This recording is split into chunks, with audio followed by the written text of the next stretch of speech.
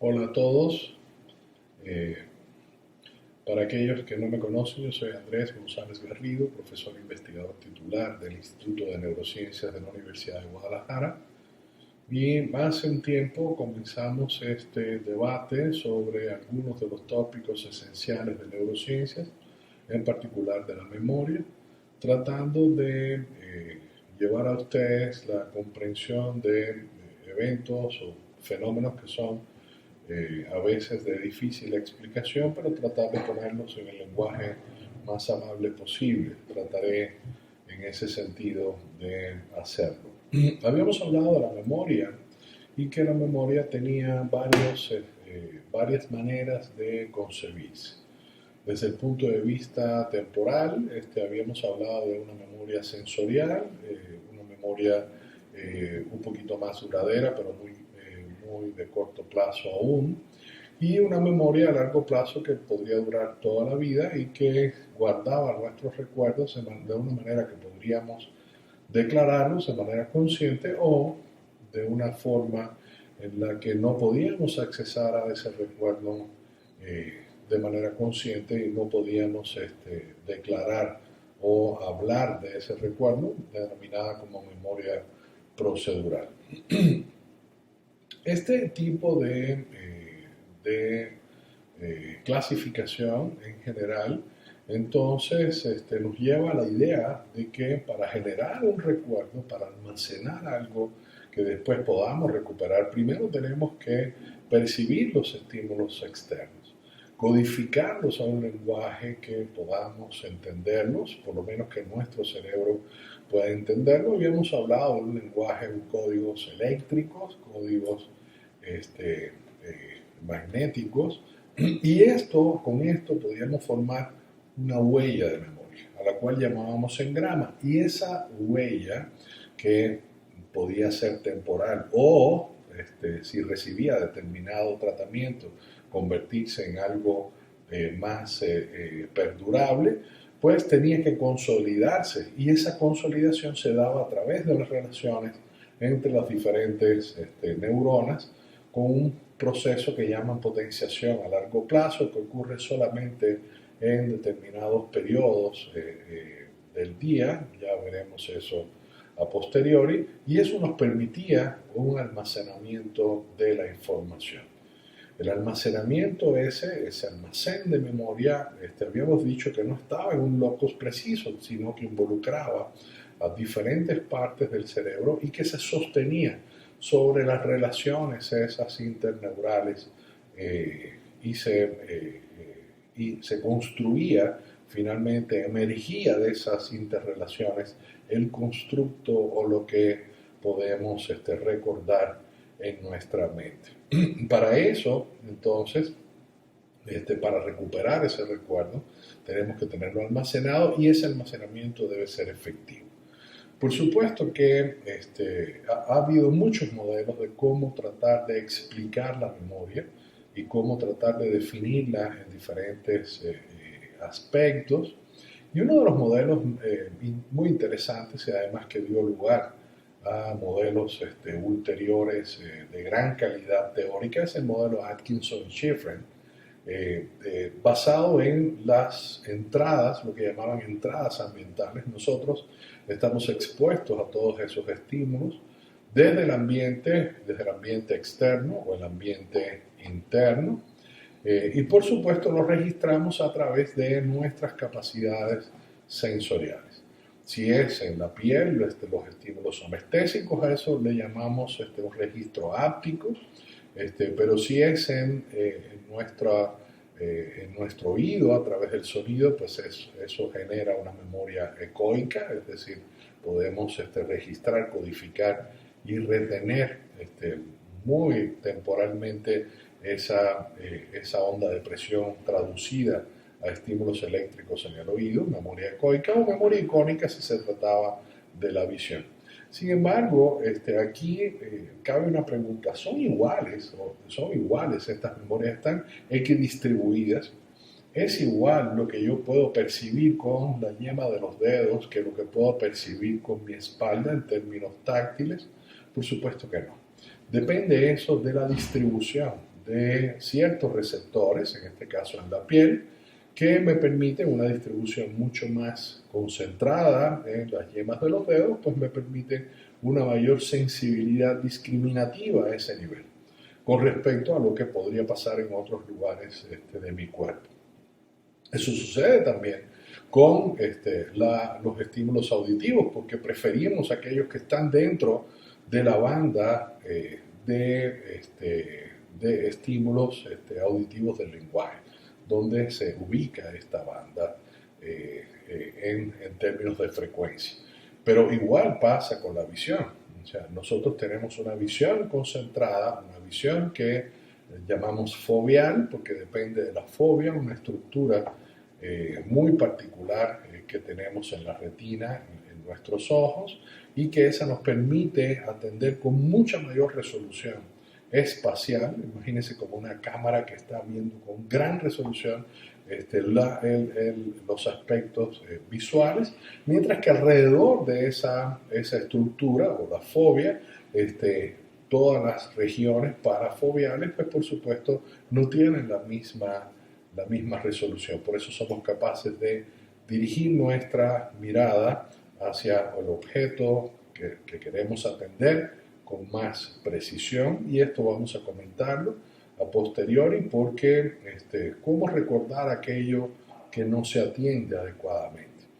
Obviamente, si queremos dirigir la mirada, pues normalmente nuestro foco de atención va a estar concentrado en esa mirada foveal, y sin embargo hay mecanismos para redirigir esa mirada, esos recursos de precisión, porque si por ejemplo si alguien al lado mío ahora dice fuego, yo oigo esa palabra, pues obviamente existen mecanismos para proceder a relocalizar ese foco atentivo, y esos mecanismos, por ejemplo, los movimientos muy rápidos de los ojos hacia un nuevo foco de atención, se llaman movimientos sacádicos y están controlados, por supuesto, por el cerebro.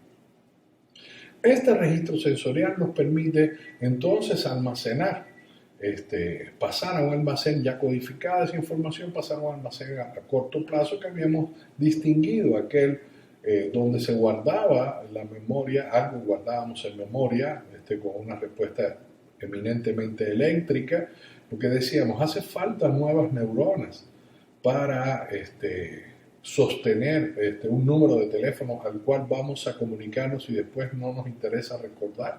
Pues obviamente el cerebro no puede estar generando nuevas conexiones cada vez que esto suceda, porque sucede muchas veces, incluso en un día, en la cotidianidad. Por lo tanto, estamos hablando de ciertos códigos eléctricos que nos permiten sostener temporalmente la información, y podemos controlar, tomar decisiones, decir cómo recuperamos o repetimos esa información hasta que podamos usarla, y finalmente dar una respuesta a esa necesidad que tenemos. Si por ejemplo nos dicen un número telefónico, pues podemos repetirlo en nuestra mente hasta que podamos usarlo y luego descartarlo si no es necesario, si no es importante. Eso está en el tiempo, antecede a lo que sucede posteriormente, que es el almacenamiento en un fenómeno, en un depósito permanente. Es decir, si algo necesitamos, si algo es importante, si algo debe quedar almacenado para recuperarlo y usarlo posteriormente, si algo es producto del aprendizaje, es finalmente esa memoria a largo plazo, ese almacén de largo plazo, según este modelo, que nos permite entonces interactuar con las necesidades temporales que en el corto plazo tengamos, pero que nos permite acceder a esa gran biblioteca que es nuestra memoria a largo plazo. De ahí, de ese modelo Atkinson y Shiffrin, planteado alrededor de la mitad del siglo pasado, surgió el concepto y el modelo de memoria de trabajo planteado por Hedge y Badley, muy interesante porque decía, bueno, nuestra memoria nos permite, como lo había explicado con anterioridad, no solo sostener información, sino procesarla al mismo tiempo. Yo había hecho una operación matemática, una operación aritmética la vez pasada para poner ejemplo de ello. Estos autores dividían la memoria de trabajo, la considerada esta memoria que nos permite sostener y manipular información, la dividían en un ejecutivo central que decían que era como un sistema esclavo, donde había un esclavista, que es el ejecutivo central, las zonas más controladoras, y dos representantes de cómo se guarda la información.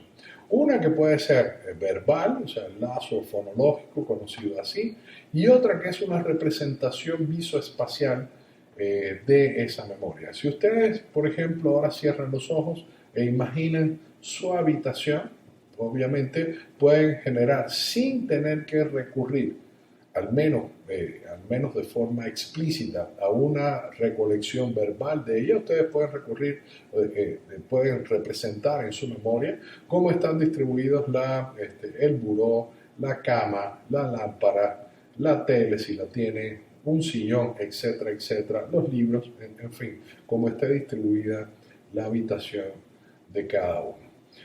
Sin embargo, también pueden hacer una representación verbal de ese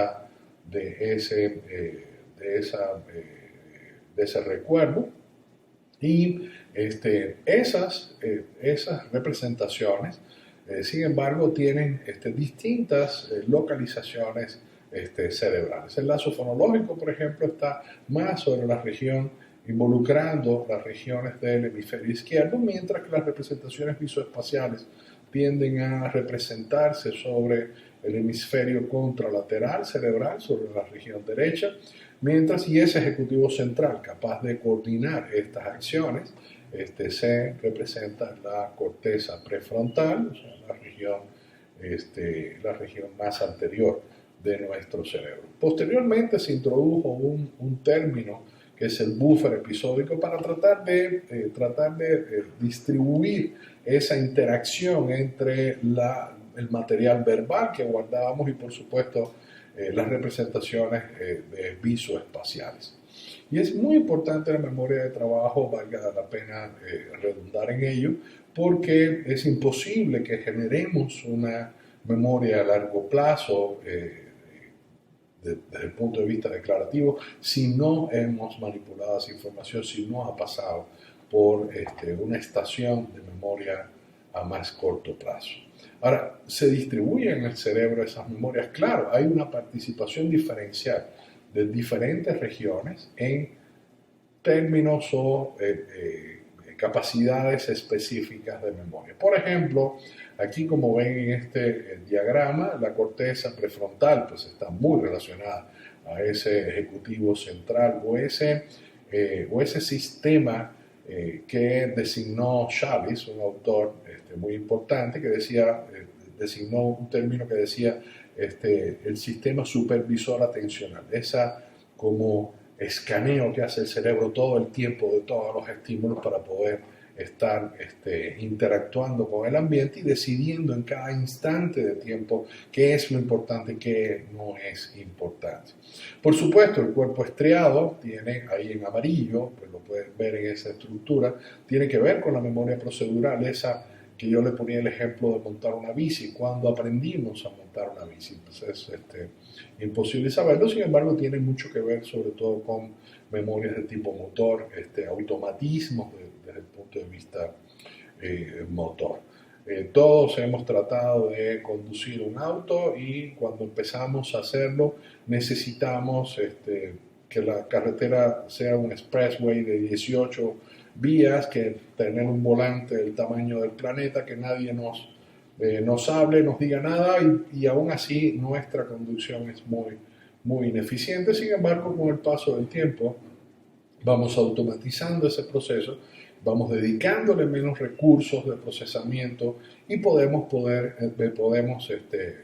entonces hacer más automática esa interacción, y por supuesto que esa acción entonces se vuelve, a veces estamos hablando, oyendo música, pensando en algo mientras conducimos. Espero que ninguno de ustedes esté texteando mientras lo hace.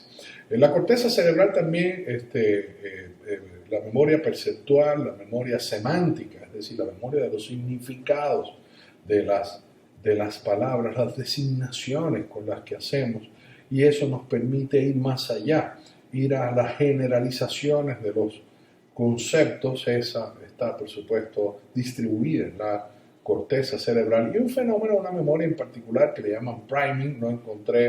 No he encontrado, llevo mucho tiempo pensando en un término en español que remede exactamente el concepto del priming, pero se refiere a ese efecto de exposición anterior. Imagínense que ustedes leen una lista de palabras y que después de un rato les muestran una segunda lista. Bueno, aquellas palabras que estaban en la primera, pues van a ser recordadas más fácilmente en la segunda lista, porque hay un efecto de esa exposición previa a esas palabras, objetos o demás. Y eso es lo que denominan priming. La amígdala, esa estructura pequeñita, es mucho más pequeña que eso, que lo que se ve en la representación, que se ve como en lila, morado. Esa amígdala tiene que ver con una decisión que hay que tomar muy rápidamente sobre si los estímulos que estamos evaluando en ese momento, que están entrando, tienen un carácter emocional o no, tienen una valencia emocional o no. Y por eso es muy importante la participación de la amígdala. Ya veremos a posteriori cómo interactúa con otras estructuras. El cerebelo tiene un poquito atrás, inferior, posterior inferior y pintado de verde un poquito más oscuro en este diagrama. Pueden ver lo que tiene que ver con la sincronización condicionada, lo que llaman en inglés timing, o sea, la forma en la que se sincroniza temporalmente los estímulos en términos globales, y una representación en un naranja sobre el hipocampo, que tiene que ver con la memoria declarativa. El hipocampo se ha relacionado con esa memoria que podemos abordar explícitamente, y que tanto sea episódica o sea una representación semántica, pues tienen una particular distribución hipocampal. Pero ¿cómo se relacionan todas estas áreas? ¿Cómo imaginarnos el entramado de estas estructuras cerebrales funcionando? Aquí les presento algunas imágenes que están hechas, le llaman una técnica de tractografía en resonancia magnética funcional, y esto es nada más para que ustedes tengan una idea visual de cuál es la cantidad de relaciones. Estas son anatómicas, o sea, olvídense de ustedes de las relaciones funcionales no anatómicas dadas por las interacciones eléctricas y magnéticas entre toda esa multiplicidad de estructuras, pero vean cómo están conectadas. Esa complejidad de conexión nos permite interactuar, que el cerebro esté permanentemente en acción. Ese cerebro en acción participa como un todo, con especificaciones, por supuesto, regionales, en dependencia de justamente ese aprendizaje, eso que vimos de esas interrelaciones neurales y de esa participación diferencial, dependiendo de las condiciones de cada sitio y la distribución y la anatomía, por supuesto, funcional de cada región del cerebro. Aquí, de hecho, por ejemplo, Pessoa, hace algunos años, hablaba de las redes atencionales, propuso un modelo de redes atencionales donde, por supuesto, sostenían la atención, sostiene la cooperación entre las diferentes áreas, y es indispensable para el guardado en memoria y la recuperación y accionamiento de esos recuerdos, y planteaba la existencia de un fenómeno que llamaban hub regional, frontoparietal, en particular de las regiones parietales. Y ese hub se refiere, imagínense ustedes, un aeropuerto internacional de muchísimo tráfico aéreo.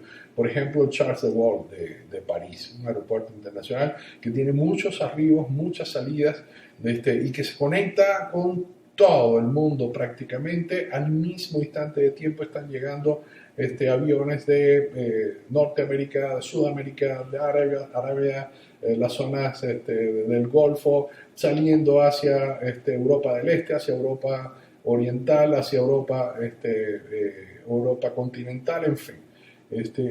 Esas interacciones, eso es lo que llaman hub. Y entonces imagínense cómo las cortezas, cómo nuestro cerebro, pues así mismo interactúa. O sea, no solo recibe información, sino que está durante todo el tiempo procesando esa información y enviando información a otras áreas, y así entonces permite redistribuir los recursos limitados que recuerden que había yo comentado, para poder entonces entender cómo se va no solo formando ese recuerdo, sino cómo hay algunos recuerdos que son mucho más importantes, algunos elementos que son más importantes para nosotros que otros, y por eso entonces podemos dar ese grado de diferenciación al procesamiento cerebral.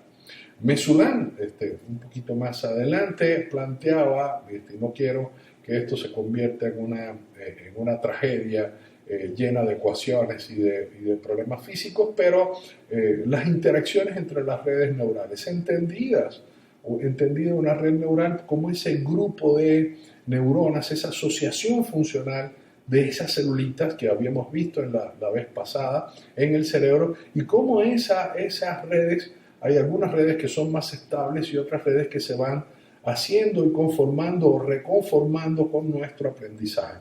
Para que tengan una idea, imagínense un árbol de Navidad muy grande, y es un mal ejemplo. A veces se ha comparado con las series que se ponen y que se iluminan en el árbol de Navidad. ¿Por qué es un mal ejemplo? Porque las series son circuitos que uno los va adornando el árbol, y cada circuito es independiente. No importa que pongan 1000, 2000, 100.000, 1.000.000, muchos millones de series, va a estar más iluminado o menos iluminado, pero eso nos da una idea de certeza, de no cambio.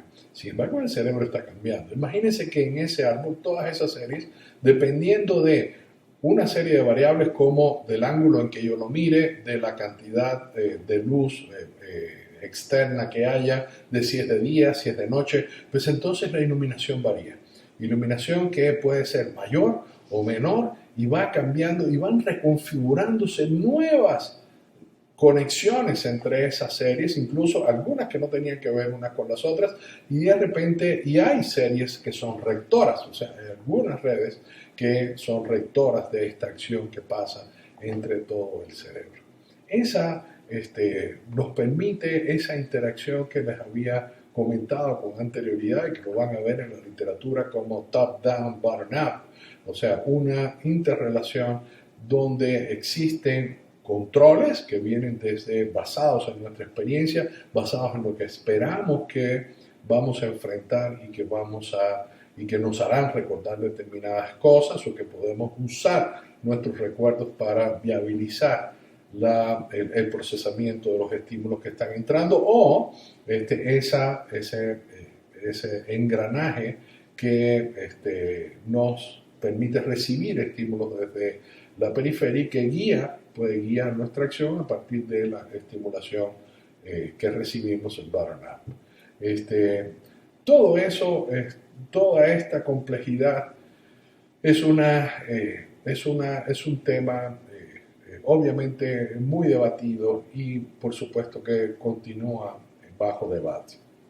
¿Y por qué les presento esto? Porque esto me hace recordar a cuando René Descartes en el siglo XVII buscaba el alma dentro del cerebro, y sacó sus cuentas y descubrió que en el centro del cerebro había una estructura que se llamaba glándula pineal, la productora principal productora de melatonina, es una glándula, y pensó que el alma estaba en ese sitio porque representaba el centro ideal el centro anatómico del cerebro, un pensador tan extraordinario como Descartes, y esa búsqueda que siempre hemos tenido, siempre ha tenido el ser humano de explicaciones para cómo funciona el cerebro, cómo recordamos y cómo podemos hacer, cómo podemos construir esa magia que implica el procesamiento en memoria. Ahorita les voy a pedir que imaginen una manzana. Imaginen una manzana, imaginen la textura de la manzana, el sabor de la manzana, el olor de la manzana. Muchos de ustedes se preguntarán por qué prácticamente todos imaginaron la manzana roja cuando la mayor parte de las manzanas son verdes o amarillas. Pero bueno, eso implica que nuestro cerebro tiene prioridades, tiene preferencias, y que de todo este entramado también somos capaces de generar cosas como esta. La poesía, el romance, aquellas cosas que implican una valoración emocional. ¿Cómo llegamos ahí? ¿Cómo un estímulo hace que podamos, que desencadene una emoción, una respuesta fisiológica en nuestro cuerpo? Pues por eso los dejo de esta plática, los dejo con una poesía de Rafael Pombo, un extraordinario poeta colombiano, no tan conocido como muchos otros, pero igualmente increíble en su texto. Y por supuesto que en próximas pláticas seguiremos abordando esta magia de la memoria y cómo, dónde, por qué se produce y cuál es la diferencia entre esos estímulos que nos rodean y que nos permiten después recordarlo y construir lo que conocemos como nuestro mundo. Muchas gracias.